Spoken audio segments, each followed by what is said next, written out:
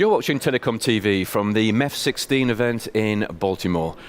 And it's time now for our second panel discussion that focuses on the PoC zones. There are 14 different proof of concepts on display here this year. I'm going to focus on one of them now, and I'm joined by three representatives of the proof of concept that looks at enabling customer premise cloud-based services with LSO.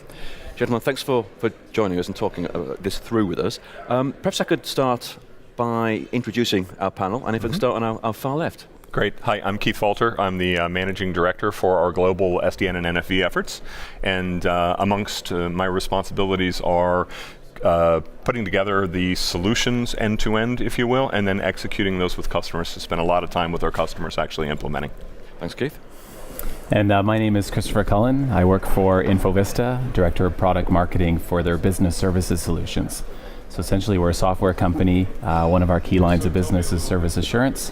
And when it involves carriers and their business services, it involves me. Thanks, Christopher.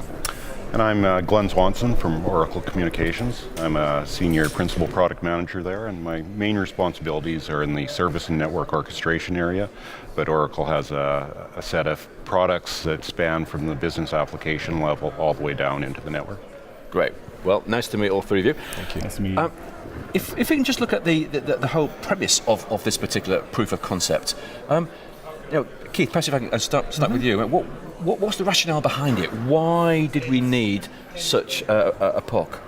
I think this goes back to solving a problem that's kind of ancient in many worlds with both the enterprise and the service provider, and it's really getting to a standards base for interoperability.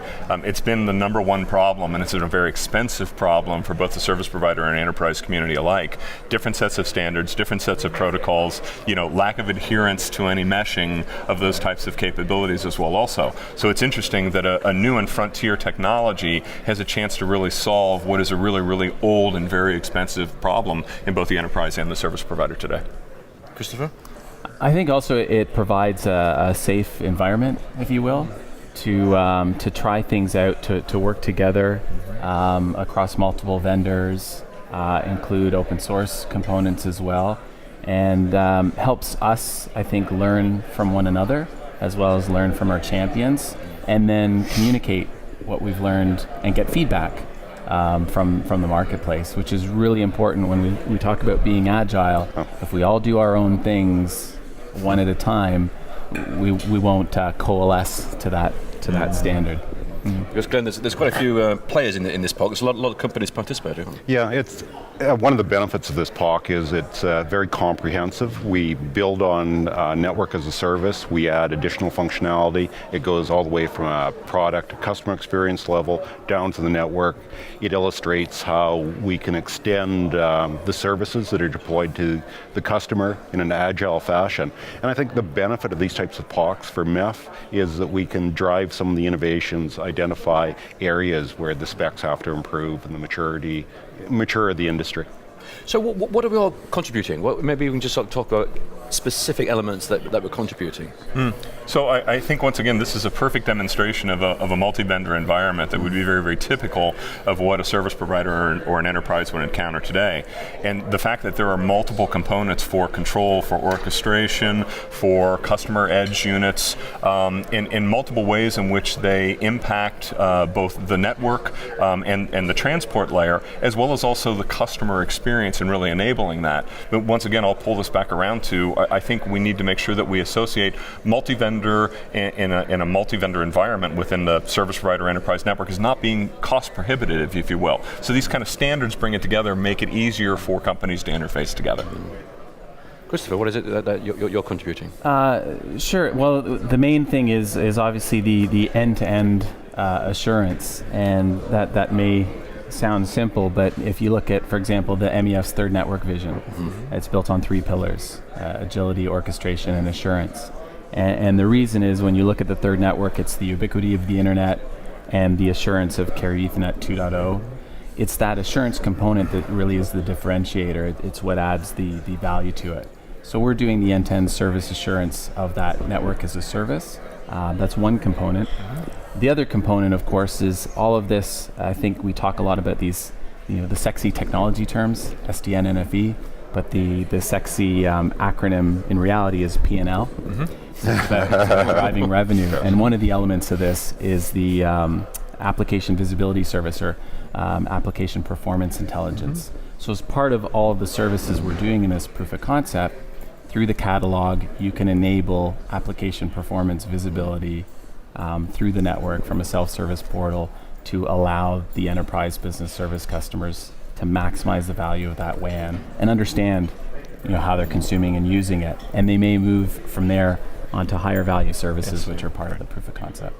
Glenn, what's Oracle contribution? So Oracle has a great breadth of products, and we're able to bring that business application layer into play and demonstrate customer experience, interacting with things like billing and how a product view of MEF services is translated down into a service abstraction. And we also provide the service and network orchestration functionality that coordinates the delivery across this multi-vendor, partially virtualized, partner-enabled network. Why is the PoC using an open software architecture? What's the rationale there? So I think the open architecture that we're aligning with is the LSO reference architecture. And that's been developed as a collaborative activity within MEF.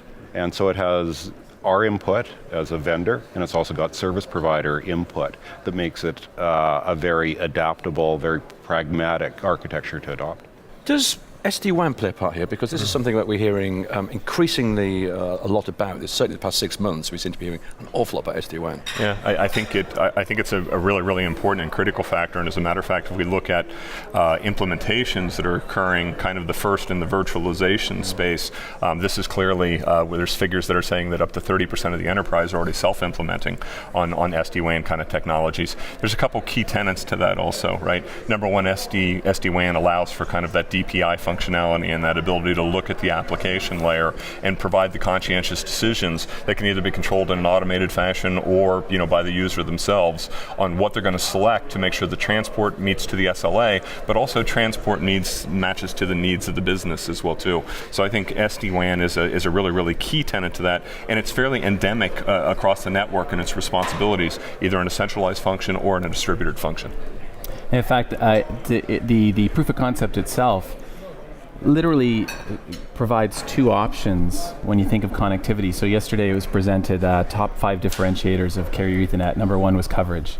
Top 5 reasons to go with LSO. Number 1 was faster provisioning. So when you think about coverage as the driver to purchase, and you think about the enterprises want faster provisioning, and you put those two together, that says, well, you either need to be able to partner rapidly, which is what we're showing, and actually one of the unique elements of the proof of concept is the fact that it's over multiple operators.